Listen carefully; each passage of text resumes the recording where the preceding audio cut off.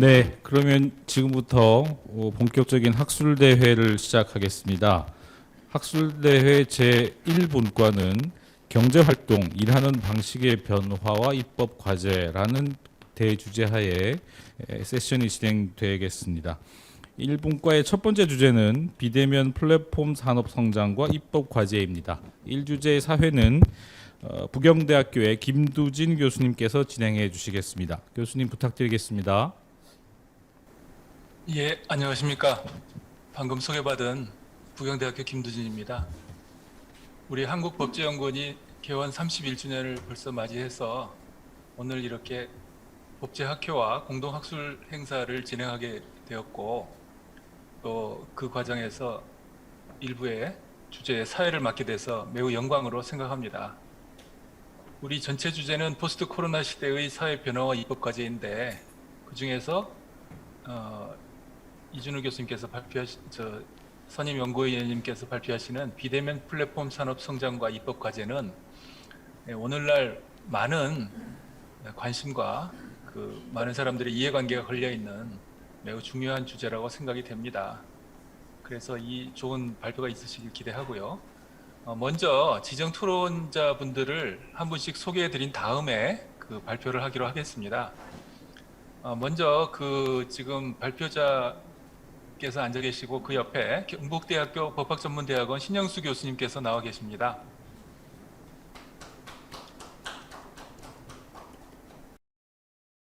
다음으로 단국대학교 법과대학의 김범준 교수님께서 지정 토론해 주시겠습니다.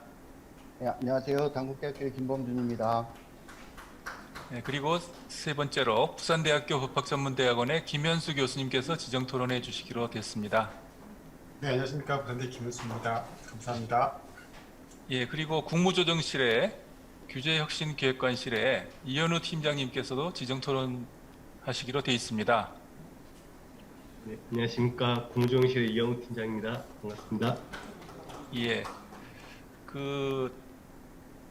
그러면 이제 대강의 시간 계획인데요. 우리가 조금 늦게 3시 15분부터 시작이 돼서 55분까지 이제 40분 동안 주제 발표와 토론을 마쳐야 되는데, 주제 발표자께서는 15분 정도, 그리고 각 토론자 분들은 5분 정도씩 시간을 지켜주시면 감사하겠습니다. 총균세라고 하는 유명한 우리 애독하는 책인데요. 그것을 쓴 버클리의 제러드 다이먼드 교수가 코로나19가 기후변화나 불평등 같은 심각한 위협으로 우리들에게 오고 있고, 그래서 우리가 지구를 생각해서 그 답을 찾아야 된다, 이런 말을 얼마 전에 했는데요. 문화인류학자 눈으로 볼 때 코로나가 이제 갖는 어떤 범지구적인 그런 쟁점인 걸 보여주는 것 같습니다. 그런데 오늘 이제 우리 발표하시는 원고를 미리 보니까 비대면 플랫폼과 관련해서 여러 가지 법 규제 등이 다방면으로 이제 요청되는데, 그런 것들의 어떤 적합성이라든지 서로 호혜성, 이런 것들, 정합성, 이런 것들을 이제 충족하는 합리적인 어떤 규범 체계가 이제 필요하다, 이런 것을 보여주실 것 같습니다. 엊그제 서울지방변호사에서 로톡이라고 하는 플랫폼이 있는데요. 변호사와 대화하면 든든한 법이라고 광고하면서 거기서 이제 변호사들을 법 서비스가 필요한 분들에게 소개해주는 서비스를 제공하는 그런 플랫폼으로 하고 있는데, 이제 그것이 변호사들이 참여를 하면 사실 변호사법에서 금지하는 브로커 같은 역할을 마치 이 플랫폼이 하는 것이 아니냐, 이런 법적 판단으로 그것에 대해서 대한변협에다가 참여하는 변호사들을 징계해달라고 요청한 것을 언론에 보도됐더라고요. 그 밖에도 우버나 타다 같은 우리가 이미 경험한 바와 같이 플랫폼이 미치는 어떤 큰 변화 같은 것이 우리에게 큰 영향을 주기 때문에 여기에 대해서는 기존 사업자들의 저항도 크고, 또 그것이 실제 마케팅을 시작했을 때는 이용자에 해당하는 기업이나 소비자들 보호, 또 프라이버시 보호라든지 이런 문제도 같이 이제 많이 문제될 것 같습니다. 그러면 이준우 박사님께서 이 주제에 관련해서 먼저 발표해 주시기를 부탁드립니다. 네, 안녕하십니까. 여기 한국법제연구원의 이준호입니다. 언제 봬도 항상 반가우신 우리 교수님들과 우리 외부 전문가분들을 이렇게 뵙게 돼서 뵙는 자리에서 이렇게 말씀을 올릴 수 있게 돼가지고요. 무한한 영광과 기쁨으로 생각을 하고 있습니다. 예, 시간이 좀 많지 않은 관계로 바로 발표를 진행하도록 하겠습니다. 오늘 제가 발표를 할 내용은요. 핵심적인 키워드가 비대면과 플랫폼 산업이라고 할 수 있는데 올해 저희 연구원에서는 기본 과제를 모두 12개를 수행하고 있습니다. 그 중에 각각 비대면 산업에 관한 과제가 있고요. 그다음에 플랫폼에 관한 산업에 관한 과제가 있습니다. 각각이 개별적인 과제로 지금 진행을 하고 있는데 저는 그 중에서 비대면 산업에 관련된 과제를 진행을 하고 있죠. 연구 책임자로서 지금 진행을 하고 있는데 아직 결론까지 가지는 않고 지금은 중간 정도 진행을 하고 있다고 보시면 될 것 같습니다. 그래서 오늘 발표 자료가 약간 비대면 쪽에 좀 치우친 경향으로 페이퍼가 만들어졌는데요. 그 부분은 좀 많은 양해를 좀 부탁드리도록 하겠습니다. 네, 목차가 있긴 한데요. 제가 목차를 설명하기 전에 한 가지 말씀을 드릴 게 이 비대면 산업이라든가 플랫폼 산업은요, 물론 원론적인 무슨 총론적인 이런 법 제도적인 원칙에서부터 시작된 주제라기보다는 현재 우리 세상에서 급격하게 변화되는 속에서 갑자기 나타난 새로운 이슈라고 볼 수가 있죠. 그래서 이러한 새로운 이슈를 접근하는 과정에 있어서 저희가 하나의 원칙과 원리적인 접근보다는 그래서 연역적인 방법으로 접근을 하는 것보다는 실질적으로 벌어진 사회 현상이나 이런 상황을 한번 우리가 검토해 보는 과정인 귀납적인 방법이 더 적절하다고 생각을 해서 저는 일단 연구를 그러한 방식으로 수행을 하고 있고요. 그래서 대표적으로 우리가 현재 지금 하고 있는 규제 샌드박스에서 나타나고 있는 비대면 플랫폼 산업에 관련된 이슈들은 실질적으로 지금 바로 발생된 사항들이 규제 이슈와 연결되는 사항들이어 가지고요. 그 현황을 한번 간단히 살펴봤고요. 그리고 이제 급격하게 최근에 나타나고 있는 비대면 산업이라든가 플랫폼 산업의 범위 등에 대해서 한번 살펴보고 현재 우리 사회에서 이러한 산업들이 등장함으로써 발생되는 갈등인 사례가 시적으로 어떤 것들이 있는지 한번 살펴보고요. 저희가 이제 의미 있는 결론을 제시하지는 못하겠지만 규제와 관련된 측면에서 한번 비대면 산업과 플랫폼 산업의 앞으로의 입법 과제를 한번 방향성을 점쳐볼 수 있는 정도로 오늘 발표를 마무리하도록 하겠습니다. 네, 이렇게 이게 지금 화면이 나왔습니다. 좀 복잡하게 되어 있는데요. 다른 거는 아니고요. 비대면 산업과 플랫폼 산업은 기본적으로 4차 산업혁명, 과학기술의 발전과 혁신 이거를 기본적인 기반으로 하고 있죠. 이런 것들은 이제 뭐 다양한 과학기술이 발전을 됨으로써 우리가 평소에 할 수 없었던 기존에 할 수 없었던 연결, 실감, 지능, 지식, 보안, 편의성들이 급격하게 증대된 상황에서 우리가 처한 사회에서 살고 있는데 이 와중에서 우리가 비대면 산업과 플랫폼 산업이 등장을 하고 거기에서 발생되는 규제 이슈와 규제 갈등 그리고 입법 과제들을 우리가 검토할 수 있다라는 거를 한번 확인해 볼 수가 있습니다. 자, 여기서 보시면은요. 일단 우리가 공급과 수요가 만나는 곳을 시장이라고 얘기를 하죠. 거기서 가격이 결정이 되고요. 근데 시장의 변화가 생겼습니다. 과학기술의 발전과 혁신, 4차 산업의 혁명으로 시장에서 변화가 생기면서 시장 내에서 공급과 수요의 접점을 활성화시키는 기능을 할 수 있는 사람이 등장을 한 게 바로 그것이 우리가 플랫폼이라고 볼 수가 있죠. 새로운 시장 플레이어가 시장에 나타났다고 볼 수가 있고요. 새로운 산업과 업종이 등장했다고 볼 수가 있습니다. 이러한 플랫폼이 직접적 간접적으로 영향을 받아가지고 시장 내에서 공급과 수요의 접점이 활성화되는 과정에서 거래 방식까지 변화를 일으켜서 나타난 산업이 우리가 비대면 산업으로 어느 정도 설명을 할 수가 있죠. 네, 그래서 우리가 현재 규제 샌드박스에 대해서 한번 살펴볼까 하고 있는데요. 네, 현재 5월 31일 기준으로 해가지고요. 규제 샌드박스가 모두 476건이 현재 승인됐습니다. 그 이유는 아직 제가 확인을 못 해봤는데요. 그 중에서 제가 하나하나 살펴본 바에 의하면은 비대면 산업과 관련된 게 한 115건 정도 나오고요. 플랫폼 산업과 관련된 게 한 99건 정도 나오는데 물론 비대면 산업과 플랫폼 산업에 관련된 카운팅은 겹쳐질 수가 있습니다. 그래서 대략 현재 규제 샌드박스에서 나타나고 있는 한 25%, 20% 정도는 이 비대면 산업과 플랫폼 산업과 관련된 규제 특례 이슈라고 볼 수가 있습니다. 그래서 대략 분류를 하면은 제가 1번부터 10번까지 모두 한 10개로 분류를 했습니다. 10개를 분류를 했고요. 그 중에서 금융 파트가 굉장히 많은 사례가 나오고 있죠. 이거 대략 6가지로 구분을 할 수가 있는데 화면에 보시는 바와 같은 정도로 저희가 이렇게 분류를 했고요. 요 범위 안에서 현재 규제 특례가 발생을 하고 있습니다. 그래서 여기 하나하나가 중요한 이슈가 될 수가 있는데 보통 우리가 금융 파트 같은 경우는 금융 거래자 간의 실명 확인이 가장 중요하다는 개념이 있기 때문에 이 부분을 비대면으로 전환되는 과정에 있어서의 다양한 과학기술과 4차 산업혁명의 영향을 받은 이런 변화가 발생을 하고 있고요. 의료 관련돼서는 직접적인 원격 의료가 최근에 코로나 관련해 가지고 법이 일정 부분 바뀌긴 했는데 기본적으로는 헬스케어 건강 관리와 관련된 부분들로 비대면 진료가 발전을 하고 있죠. 다음에 이제 이동 통신이라든가 활동 로봇 관련돼 가지고도 몇 가지 사안들이 있고요. 우리가 메타버스라고 얘기를 하고 있는 가상 현실도 우리는 비대면 산업의 하나의 범주로서 포함을 시켜서 설명을 하고 있습니다. 네, 대략 이렇게 현재 규제 샌드박스에서는 이런 특수한 몇 가지 사항들을 한번 우리가 쟁점으로 살펴볼 수가 있고요. 다음에 이제 이론적인 측면에서 저희가 선행 연구를 검토해 봤는데 우리가 이제 선행 연구에서는 아까 말씀드린 것처럼 연결이라든가 실감, 지능, 지식, 보안, 편의성들이 과학기술로서 발전됨으로써 비대면 산업이 나오고 거기에 맞춰서 범위가 결정이 되는 이런 이론적 논의를 한 동향이 있고요. 그동안 원격 의료랑 관련돼서 굉장히 많은 갈등이 있었죠. 그 갈등의 연장선상에서 지금 계속 얘기가 나오고 있고요. 다음에 비대면 금융 상품 같은 경우는 은행권이 굉장히 많이 비대면으로 전환해서 전자 인터넷을 활용한 금융 활동을 하고 있는데 최근에 2021년 3월 25일부터 금융소비자보호법이 시행을 하면서 금융소비자보호법에서 강조를 하고 있는 설명 의무와 실질적으로 우리가 비대면으로서 금융 업무를 하는 데 있어서의 갭이 크다라는 이런 갈등 상황이 발생을 하고 있습니다.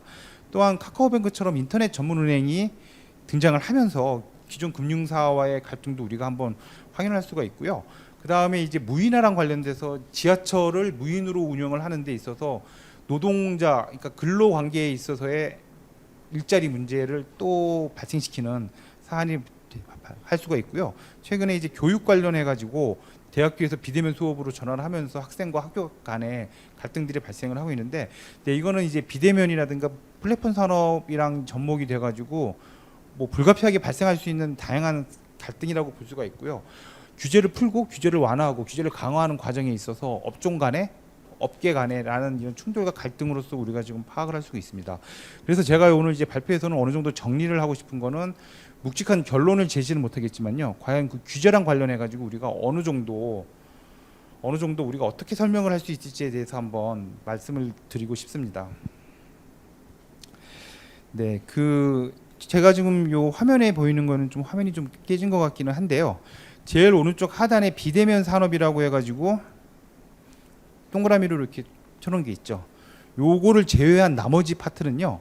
현재 행정규제 매뉴얼에서 언급을 하고 있는 규제를 분류한 거를 그대로 제가 도식화해서 옮긴 겁니다. 요거는 제가 만든 말이 아니고요. 현재 행정규제 매뉴얼에서는 경제적 규제, 사회적 규제, 행정적 규제를 이렇게 나누어서 분류를 하고 있고요. 세분화시켜서 어떤 식의 규제가 있다고 설명을 하고 있는데, 과연 이 전체 맵에서 비대면 산업이 어떠한 위치를 차지하고 어떤 이슈를 제공할 수 있는지에 대해서 한번 살펴보기 위해서 제가 이렇게 도식을 한 거고요. 다음에 그 경제적 규제를 보고 사회적 규제를 보고 행정적 규제를 볼 텐데, 실질적으로 행정적 규제는 요거랑 크게 관련성은 이렇게 많아 보이지는 않습니다. 핵심적인 거는 경제적 규제와 사회적 규제랑 관련이 있고요. 경제적 규제는 진입 규제라든가 가격 규제라든가 품질 규제라든가 거래 규제 이렇게 몇 가지로 분류가 되고, 특히 거래 규제 내에서 거래 내용 등에 대한 조건을 제한하는 방식으로의 규제가 또 세분화가 되고 있습니다. 그럼 거래 내용 등에서 거래 조건을 제한하는 것에 대해서는 물량 계약 기간, 영업 방식, 거래 금액, 거래 방식, 거래 상대방에 대한 조건을 제한하는 방식으로 규제를 하고 있는데, 바로 비대면 산업의 경우에는 이 경제적 규제 중에서 거래 규제 중에서 거래 내용 등 거래 조건의 제한 중에서 거래 방식의 제한을 완화시키는 방식으로 비대면 산업이 이루어지고 있는 이러한 전체적인 규제 체계 내에서의 위치를 확인할 수가 있죠. 근데 여기서 사회적 규제를 제가 언급을 해야 되는 이유가 뭐냐면요. 실질적으로 사회적 규제는요, 안전이라든가 공익성을 목적으로 운영되는 규제를 사회적 규제라고 얘기를 하고 있습니다. 네, 이렇게 언급을 하고 있는데, 실질적으로 제가 이제 규제 샌드박스라든가 지금 언급되고 있는 사항들을 봤을 때 비대면 산업에 대한 거래 방식을 완화시킴으로써 실질적으로 안전성에 대한 확보를 하기 위한 사회적 규제가 사실 더 부과되는 형태로 모습이 나타나고 있습니다. 그러니까 다시 말씀을 드리면은 규제 특례에서 비대면을 허용을 하는 방면에 거기에 대한 조건이 묻는데 조건은 대부분 다 안전성을 확보하기 위한 그런 규제 사항들을 다시 얹히는 형태로 가고 있거든요. 그래서 요 부분을 좀 정리는 요 다음 장에서 제가 할 거고요. 그리고 한 가지 진입 규제에 관련돼서 작은 이슈가 존재를 하고 있는데 이것도 비대면 산업과 관련돼서는 크게 이슈가 될 수, 향후 이슈가 될 수 있을 것 같아서 요거를 끝으로 한 번 더 설명을 해드리도록 하겠습니다. 네, 여기 그림을 보시면은요. 그 제가 그림을 양쪽 다 비슷하게 그렸는데 이걸 똑같다고 볼 수는 없습니다. 우선 왼쪽에 있는 경제적 규제는요. 동일 업종 일반 사업자들에 대한 경제적 규제가 동일한 상황에서 비대면 산업자의 경제적 규제를 완화하게 된다면 그만큼 규제 완화의 효과가 발생을 하게 됐죠. 이거는 규제 편익이 발생을 하는 거고 비대면 특성에 따른 비용 절감과 신속성, 효율성들에 의한 효과를 볼 수 있다는 규제 편익이 발생을 하는 거죠. 한편으로는 똑같은 상황으로 오른쪽으로 오면 사회적 규제를 우리가 볼 수가 있는데 사회적 규제에서는 우리가 요거를 동일 업종 일반 사업자한테 부여되는 사회적 규제 정도보다는 안전성을 확보를 위한 규제 부담이 그만큼 확대가 되는 형태로 우리가 파악을 할 수가 있습니다. 우리가 걸어서 짜장면을 배달하다가 나중에 자전거로 짜장면을 배달하다가 나중에는 오토바이로 짜장면을 배달하고 나중에 드론으로도 짜장면을 배달할 수 있는 겁니다. 이런 것이 거래 방식의 혁신과 개선에 따른 업종의 진화는 이건 경제 촉진적 요소로서 오히려 규제를 완화를 함으로써 우리가 육성을 해야 되는 파트라고 볼 수가 있는 거죠. 그런데 아까 진입 규제 제가 말씀을 잠깐 드렸는데요. 진입 규제 같은 경우에는 지금 어떤 경우가 살짝 보이고 있냐면은 우리가 사례를 두 가지로 볼 수가 있습니다. 자본시장법과 보험업법은 동일 산업이지만 법이 분리가 된 업종으로 되어 있는데요. 비대면 산업이 활성화되면서 금융 투자업을 하는 투자 상담사들이 보험업에 대한 투자 상담까지 할 수 있게끔 좀 규제 특례가 이루어지고 있거든요. 이거는 얼핏 보면 동일 산업, 동일 업종 같지만 실질적으로는 동일 산업이지만 업종이 구별된 상태에서 자본시장법으로 분리가 된 상황에서 진입 규제를 지금 살짝 허물어가는 상태라고 볼 수가 있는 거죠.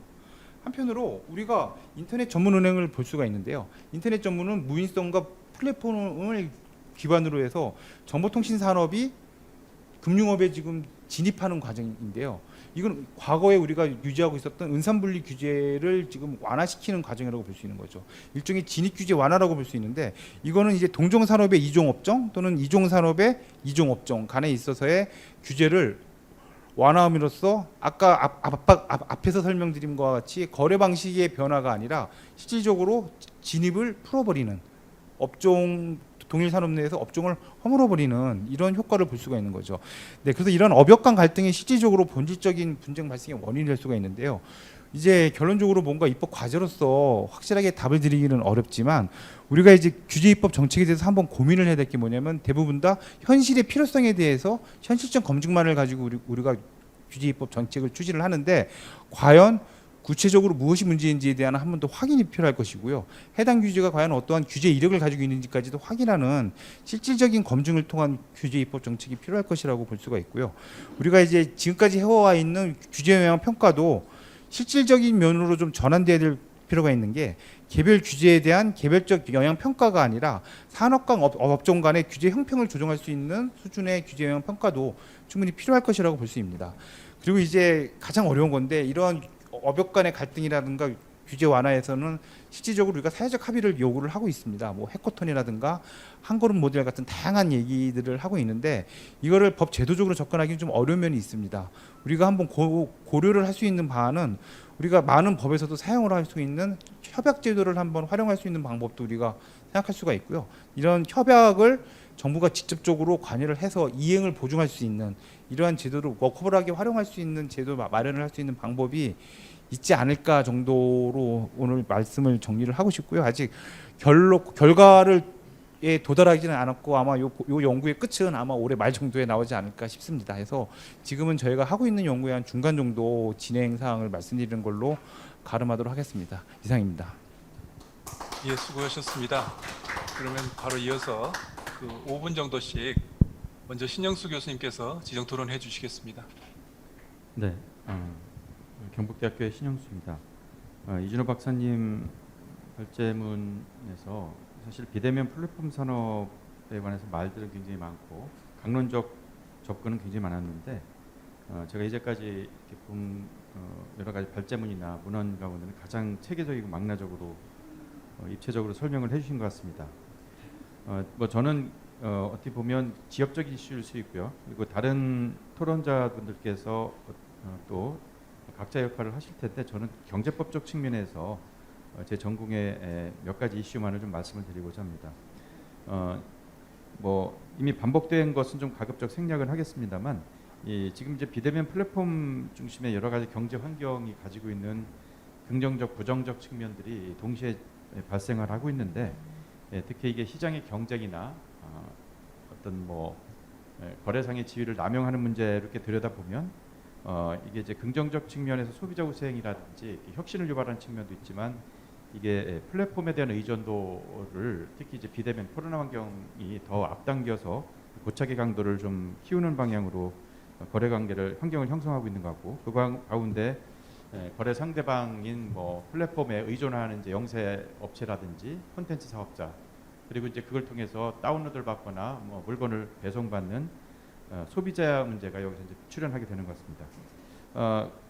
요컨대 지능이나 규제 이슈가 동시에 발생하고 있는데 이제 그 중에 저는 이제 주로 부정적 측면에 좀 천착해서 경제법적 뭐 규제라고 뭐 굳이 하자면 그런 이슈들을 좀 간단히 말씀드리겠습니다.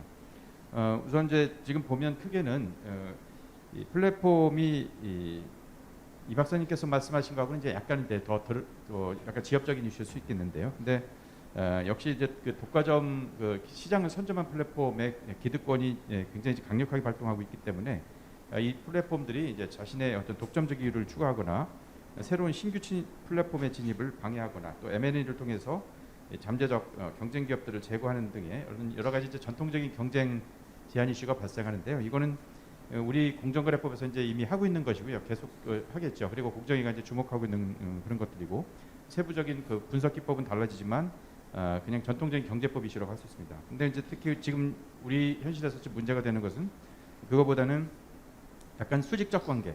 그래서 입점업체하고 이제 플랫폼 간의 관계를 이제 규율을 하려고 하는데 특히 플랫폼이 거래 상대방에 대한 어떤 뭐 독과점적 지위가 아니라 상대적 지위, 그래서 우월적 지위를 가지고 입점업체들에 대해서 여러 가지 뭐 수수료라든지 종속 되어 있는 그걸 기반으로 해서 여러 가지 착취 행위를 이제 하게 되는데 이 문제를 어떻게 규율할 것인가? 이거는 뭐 기존의 공정거래법에서도 거래상 지위 남용 규제로 해오긴 했습니다만 온라인 플랫폼에 좀 특유한 규제를 좀 새롭게 그 뭐 공정위, 방통위 여러 가지 의원입법하고 정부 입법안들이 지금 속출하고 있는 상황이고요. 그리고 또 소비자도 이제 한 축인데요. 그러니까 플랫폼과 소비자는 이제 직접적인 거래 관계는 아니고 거래 상대방은 아닙니다만 사실 이제 입점업체는 반대로 이제 중개를 맡기는 플랫폼들이 이제 중개를 하는데 그 중개 서비스를 받는 직접적 거래 상대방이지만 소비자는 플랫폼을 통해서 직접 물건을 구입하는 건 아니고 플랫폼에 얹혀져 있는 이제 그 입점업체들을 통해서 이제 물건이나 서비스 뭐 그런 여러 가지 아이템들을 이제 사게 되는 것인데 이 점에서 소비자들은 뭐 여전히 이제 전통적인 뭐 이게 그 뒤에까지 한꺼번에 말씀드리겠습니다만 소비자는 여전히 그 뭐 물건을 제때 배송받지 못하든지 뭐 대금관 문제가 발생하든지 이런 것들은 역시 판매업자들하고 이제 발생을 하지만 이 플랫폼이 가지고 있는 이제 강력한 그런 영향력 그리고 특히 전통적인 그냥 중개에 그치지 않고 결제를 뭐 대행을 한다든지 대금을 수령한다든지 청약을 접수한다든지 청약 철회를 뭐 이렇게 문제 프로세스에 개입한다든지 그래서 조금 더 적극적인 역할을 하고 있는데 이런 거에 이제 감안한 이제 그 조금 더 전향적인 그래서 이제 전자상거래 소비자법 개정이 이제 추진되고 있습니다. 그러니까 가불 문제에 관해서는 제정, 소비자 문제에 관해서는 개정, 법 개정이 지금 추진되고 있는 상황이고요.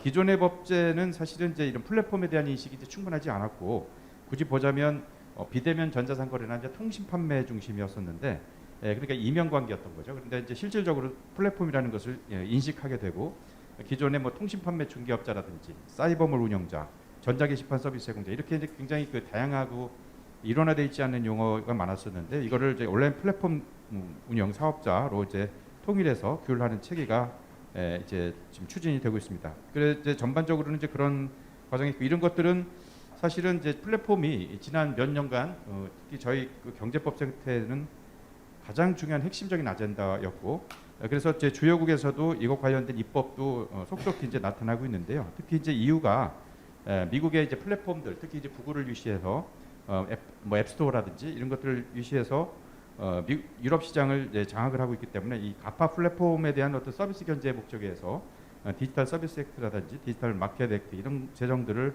추진하고 있고, 또 아시는 이제 잘 아시는 뭡니까 데이터 프로텍션 이제 GDPR, 그래서 개인정보보호법을 통해서 개인정보 플랫폼을 통해서 발생하는 개인정보도 이제 규율하기 시작했습니다.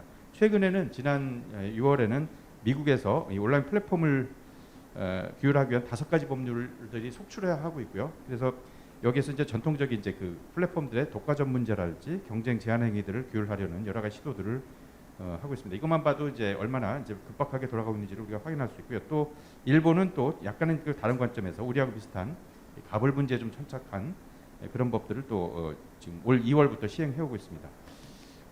뭐 이거는 다 뭐 우리 전공자들께서는 뭐 이렇게 아시고 있는 내용인들을 제가 그냥 간략하게만 말씀을 드린 건데, 우리 플랫폼이 또 EU나 뭐 또 미국 이런 거하고 좀 다르게 우리는 이제 자국 플랫폼들이 상당히 선전하는 가운데 외국 플랫폼과 이제 경쟁을 하고 있는 그래서 외국 플랫폼을 이제 규제를 하려다 보니 이제 자국 플랫폼이 영향을 받고 또 경우에 따라서 역차별 받는다는 이런 뭐 약간 이제 딜레마에 빠져 있는 것 같습니다. 그러다 보니까 규제를 수립하거나 이런 문제들이 이제 쉽지 않은 그 복합적인 좀 성격을 갖고 있는데요.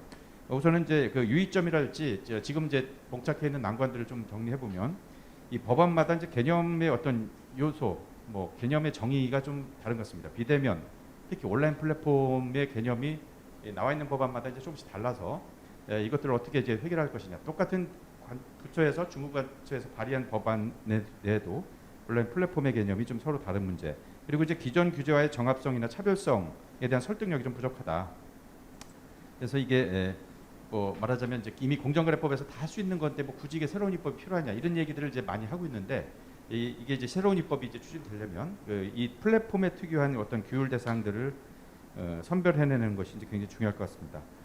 그리고 이제 특히 이제 최근에 굉장히 어려운 문제는 바로 이제 부처 간의 관할권 경쟁이 노출되고 있다는 점인데, 온라인 플랫폼을 과학기술, 콘텐츠, 뭐 이 IT의 이제 영역으로 할 것인가, 아니면 전형적인 이제 경쟁 제한이나 의뢰 보호, 소비자 문제로 접근할 것인가의 이제 문제인데, 이 부분과 관련해서 좀 어떤 그 컨트롤 타워랄지 이것들이 더 좀 제대로 작동하지 않는 이런 문제점들이 좀 나타나고 있는 것 같습니다. 그리고 앞에 여러 나라 말씀을 드렸지만 사실은 뭐 다 플랫폼을 규율하고 있는 새로운 입법이 추진되고 있지만 관점들이 서로 달라서 우리가 외국에서 이런 걸 하고 있으니까 우리가 이것도 해야 된다. 이거는 조금 무분별하게 그렇게 논의를 들여오기보다는 포인트가 어디에 있는지 이런 것들을 좀 봐야 될 것 같다는 생각을 좀 하고요. 그리고 플랫폼의 이제 경제적 기능, 이게 거래를 중개하는 경우도 있고요, 중개를 거래하는 경우도 있고, 또 거래 상대방의 종속 문제. 그래서 이런 여러 가지를 좀 그 규제 체계를 차별화돼서 좀 접근해야 될 게 아닌가.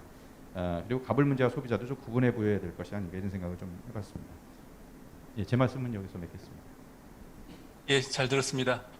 참 시간이 부족하네요. 매우 하실 말씀 많은데. 그럼 이어서 또 김범준 교수님께서 지정 토론해 주시겠습니다. 5분 부탁합니다. 안녕하세요. 당국대학교 김범준입니다. 아주 의미 있는 자리에 함께 할 수 있는 기회를 허락해 주셔서 감사드리고 영광으로 생각합니다. 시간 관계상 각설하고 이전에 없었던 그 새로운 산업 형태의 성장, 뭐 거래 형태의 발현에 대비해서 앞으로 이제 다양하게 발생할 수 있는 분쟁에 대해서 합리적인 해결 방안을 모색하려는 취지에서 이제 이준호 박사님께서 소개해 주신 연구 과제가 상당히 그 시의성이 있다는 점, 사실 불가피한 측면도 없지는 않겠습니다만은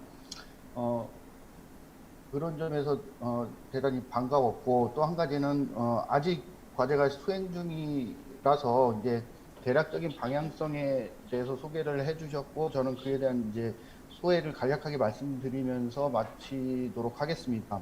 우선은 대표적으로 규제 샌드박스가 운영 중인 4개의 그 비대면 플랫폼 산업군에 대해서 말씀을 해주셨는데, 그 중에는 이제 뭐 온전히 다 그런 건 아니겠습니다만은 대체적으로 입법 기술적으로 보완이 필요한 부분도 있는 반면에 디지털 헬스케어 같이 의료법 내지는 뭐 국민건강보험법 등과 같이 이미 구체적인 입법 개선 수요가 종래에 있어 왔음에도 불구하고 의료계와 이런 논의가 활발하지 못해서 좀 지지부진한 측면에 있는, 그래서 말하자면 사회적 합의의 도출이 전제가 되어야 되는 부분도 분명히 존재하고 있는 것 같습니다. 발표를 통해서 그 갈등 사례를 통해서 소개해 주신 것처럼 그 비드름 부동산 거래라든지 또 김두리 교수님 말씀하신 그 타다의 문제, 뭐 빅테크 기업의 금융업 진출 문제, 이런 것들도 다 유사한 상황이 있는 것 같은데요. 그런 점에서 이제 앞으로 연구 결과를 도출하는 데 있어서도 이제 이렇게 사회적 합의가 좀 필요한 부분에 대해서는 언제까지 논의만 하고 있을 수는 없는 상황이니까 그 대략적인 방향성에 대한 제안과 그 사회 경제, 시장 경제적인 이유에 대해서도 조금 포함이 된다면은 좀 더 좋을 것 같고요. 또 두 번째는 이제 앞서 신영수 교수님께서 대부분 대체적으로 아주 구체적으로 설명을 해주셨습니다만 그 경쟁법상의 그 경쟁 제한 효과와 관련된 규제 가능성도 좀 모색이 필요할 것 같습니다. 특히 기존의 대규모 그 플랫폼 사업자들이 이용자와 관련해서 뭐 수집하고 보유하고 있는 그 빅데이터를 독점적으로 활용하고 있는 그런 상황과 관련한 제가 이제 토론문에는 대략적으로 4개의 쟁점을 소개를 해드렸습니다만은 신영수 교수님 말씀으로 대체하기로 하고, 그런 경쟁법상의 시급한 쟁점에 대해서도 좀 규제 가능성을 좀 모색해 주시면 좋을 것 같고, 더불어 물론 앞서도 말씀하셨습니다만 그 규제 관할의 문제, 기존 이 플랫폼 사업자들의 거래 행위에 대해서 이제 온라인 플랫폼 공정화법제가 이제 소위 마련이 되고 있는데, 이거를 기존의 그 거래공정화법제의 한 축으로 봐서 공정거래위원회가 이제 주도적으로 담당을 하는 게 맞는지, 아니면 전기통신사업법상의 부가통신사업자로 봐서 그 방송통신위원회가 그 금지행위라든지 이용자 보호 규정에 관한 감독을 주도적으로 하는 것이 맞는지, 물론 한쪽으로 오롯이 치우칠 수는 없겠습니다만은 그에 대한 대략적인 방향성도 한번 제시해 주면은 좀 더 의미가 배가 되지 않을까, 그런 생각이 들고요. 당연히 또 뭐 전자상거래에 관한 법령이라든지 영업비밀의 유출과 관련된 산업보안의 측면이라든지 뭐 개인정보 법령도 당연히 좀 언급이 되어야 될 것 같고, 무엇보다 그 플랫폼 종사자들, 플랫폼 노동자들의 법적 지위를 좀 항상 개선할 수 있는 그 기존의 고용보험법 등의 개선 수요에 대해서도 아주 구체적이지는 않겠습니다만은 대략적으로라도 방향성을 좀 제시해 준다면은 참 의미가 있을 것 같다는 생각이 듭니다. 네, 이상으로 마치겠습니다. 감사합니다. 네, 감사합니다. 연구자에 대한 그 지원까지 해주셔서 감사드리고요. 그러면 다음으로 김현수 교수님께서 또 토론해 주시겠습니다. 네, 안녕하세요. 부산대학교 김현수입니다. 우선 토론에 앞서서 코로나19 이렇게 좀 상황이 안 좋은데도 불구하고 학술 대회를 개최해 주신 김계용 원장님, 그리고 최동근 법제학회 회장님께 감사의 말씀을 드립니다. 그리고 아울러서 여러 선생님들을 비대면으로나마 이렇게 얼굴을 뵐 수 있고 인사를 드릴 수 있어서 무척 반갑다는 말씀을 드립니다. 그럼 준비한 토론문을 기초로 해서 이준호 선임연구위원님의 발제에 대해서 간단한 토론을 하도록 하겠습니다. 우선 이준호 선임연구위원님의 발표에 감사와 아울러서 존경의 말씀을 드립니다. 짧은 발표 시간이었는데요. 현대사회에서 비대면 플랫폼 산업의 중요성, 그리고 이를 둘러싼 규제 샌드박스 현황을 잘 설명해 주신 것 같습니다. 그리고 귀납적인 방법을 통해서 비대면 산업의 개념 범위라든지 관련 산업의 갈등 사례, 그리고 규제 분류를 체계적으로 잘 정리를 해주셔가지고 저도 개인적으로 이 부분에 관심이 있었는데요. 이 쟁점에 대해서 다시 한번 생각을 해볼 수가 있었고, 또 이해의 폭도 넓힐 수 있는 그런 기회가 된 것 같습니다. 발표해 주신 부분에 대해서는 저도 대부분 동의를 합니다. 그리고 관심이 많아서 드릴 말씀도 많고 드릴 질문도 굉장히 많은데, 저희가 토론이라고 하는 저희가 시간에 제한이 또 있기 때문에 제가 평소에 궁금했던 부분에 대해서 2가지 정도 질문을 드리는 걸로 토론에 가름하고자 합니다. 발표문에서도 지적을 하고 계신데요. 비대면 산업의 개념적인 요소 중에서 중요한 측면을 가지는 것 중에 하나가 정보의 보안, 또는 정보 보호라고 하는 그런 측면일 것이라고 생각이 됩니다. 그래서 뭐 전자 거래라든지 또는 온라인 서비스의 안전하고 신뢰성 있는 그런 활용을 담보할 수 있는 기반으로서의 여러 가지 법제, 뭐 예를 들면 김범준 교수님께서 말씀을 해주셨는데요, 뭐 개인정보 보호라든지 또는 저작권과 같은 지식재산의 보호, 특히 이 비대면 산업이라고 하는 온라인 서비스 또는 전자거래와 관련돼서 가장 기초적인 법적인 기반이 되는 것이 이제 전자신원 확인이라든지 또는 트러스트 서비스와 같은 이러한 신뢰 서비스라고 하는 측면이 중요할 것 같은데, 이러한 법제 정비와 이제 관련되어서도 향후에 이 비대면 산업과 관련된 여러 가지 법제 정비와 아울러서 이런 논의가 좀 있어야 되지 않을까라는 생각이 듭니다만, 이에 대해서 이제 이준호 박사님의 의견을 여쭙습니다. 다음으로는 비대면 플랫폼 산업이 이제 확산되면서 사업자와 이용자 간에 발생할 수 있는 분쟁의 양상이나 형태라는 것도 굉장히 다양하게 앞으로 전개가 되지 않을까라는 생각이 듭니다. 그리고 이러한 이제 분쟁이라고 하는 것이 이제 종래의 전통적인 저희가 대면 산업에서 발생되었던 여러 가지 분쟁의 형태와는 또 다른 특징이 있지 않을까라는 생각도 이제 드는데요. 이제 이준호 박사님께서 예상하시는 비대면 산업에서 발생할 수 있는 분쟁의 또 다른 특징, 그리고 이러한 분쟁을 해결할 수 있는 어떤 기술적인 방안 또는 법제적인 방안, 이런 것들이 있으시면, 뭐 예를 들면 최근에 많이 이제 저희가 전자거래나 온라인 서비스에서 활용이 되고 있는 블록체인에서 스마트 컨트랙이라고 하는 것 역시 이제 자동 집행이라고 하는 형태를 통해서 분쟁의 해결을 일정 부분 좀 담보한다라고 하는 기술적인 측면이 제시가 되는데요. 또 이를 어떻게 법적으로 저희가 뒷받침할 수 있을 것이냐라고 하는 문제는 또 변론이라고 생각이 듭니다. 그래서 이에 관한 이제 발표자의 의견을 여쭙고요. 뭐 두 가지 이렇게 질문을 드렸습니다. 뭐 앞으로 비대면 산업과 관련된 많은 것에 대한 법적 문제가 발생할 수 있을 것 같습니다. 그리고 이에 대해서 합리적인 이제 규제 기준이 마련돼야 될 것으로 생각이 되는데요. 이렇게 이제 비대면 산업 플랫폼과 관련된 다양한 관점에 대해서 생각해 볼 수 있었던 이준호 박사님의 훌륭한 발표에 다시 한번 감사의 말씀을 드리면서 제 토론을 마치도록 하겠습니다. 감사합니다. 예, 잘 들었습니다. 그럼 마지막으로 이현우 팀장님께 토론 부탁드리겠습니다. 네, 안녕하십니까. 저 국무중시 이영우 팀장입니다. 오늘 그 학술대회 이렇게 좀 토론을 할 수 있게는 기회를 주셔서 감사드립니다.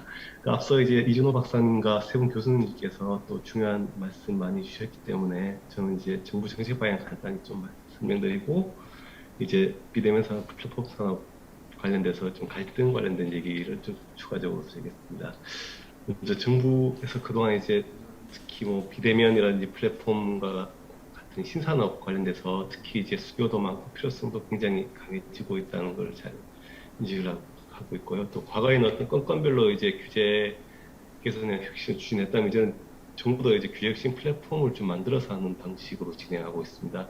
대표적인 게 이제 규제 샌드박스 제도가 있고, 또 그 외에도 포괄적 네거티브 규제 전환이라든지 선제적 뭐 로드맵 만드는 것도 현장형식 규제 추진 같은 걸 하고 있고, 작년에는 특히 이제 좀 상개년달에 신산업 규제 정비 기본계획을 수립했습니다.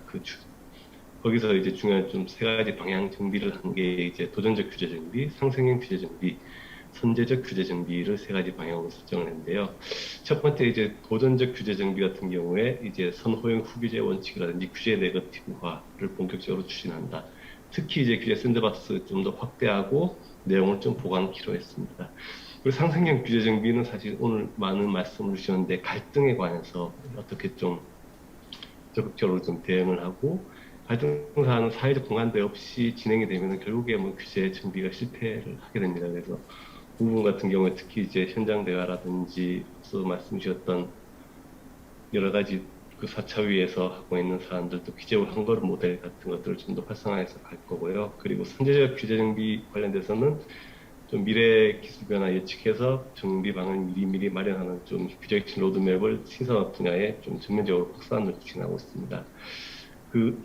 이렇게 이제 규제 혁신 쭉 추진해 나가는 과정에서 제일 어려운 문제가 박사님께서 지적해 주시고 교수님께서 말씀 주신 것처럼 이해관계자 간의 갈등입니다. 이해관계자 간의 갈등이 그런데 오늘 그 논의 주제는 비대면 산업이랑 플랫폼 산업에서는 조금 다르게 나타나는 것 같습니다. 그 비대면 산업 자체는 특히 이제 관련 규제가 뭐 생명, 재산, 안전 같은 가치라 관련된 사안들이 많고 실제 이제 규제 정비를 하려고 하면은 이제 새로운 사업자들 입장에서는 이 기존 규제가 특별한 그런 효과가 없다라는 주장이 많고 기존 사업자들은 기존 규제가 어떤 효과가 있다. 특히 이제 그 규제를 담당하는 부처에서 그런 주장을 많이 하는 경우가 있는데요. 그래서 실질적인 어떤 데이터가 있어야 이게 정비라든지 그런 탄력을 받아서 갈 수 있는데 그런 게 없어서 논의가 계속 헛돌고 규제가 기존 상태를 유지하는 경우가 많습니다. 근데 규제 샌드박스가 이제 도입이 되면서 특히 실증 토내 같은 경우에는 한번 해봐서 그 한 2년, 4년 정도의 어떤 데이터를 가지고 이제 조금 그 결과를 기반으로 해서 규제 정비 여부를 결정할 수 있는 구조이기 때문에 굉장히 좀 어떤 갈등의 어떤 해결 단초를 마련해 주는 역할을 하는 것 같습니다.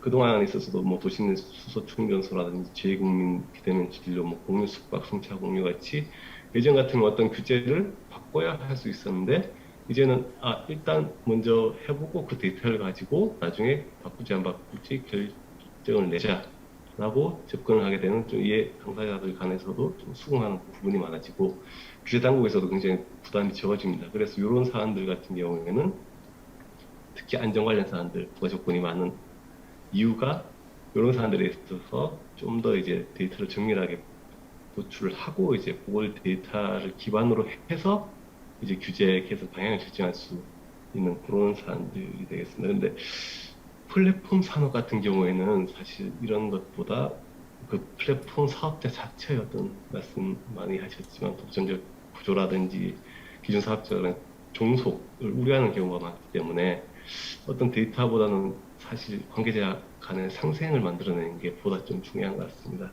많이 노력을 해야겠지만 결국에 뭐 사업자 간 상생 방안을 만드는 게 핵심이 아닐까 싶고요.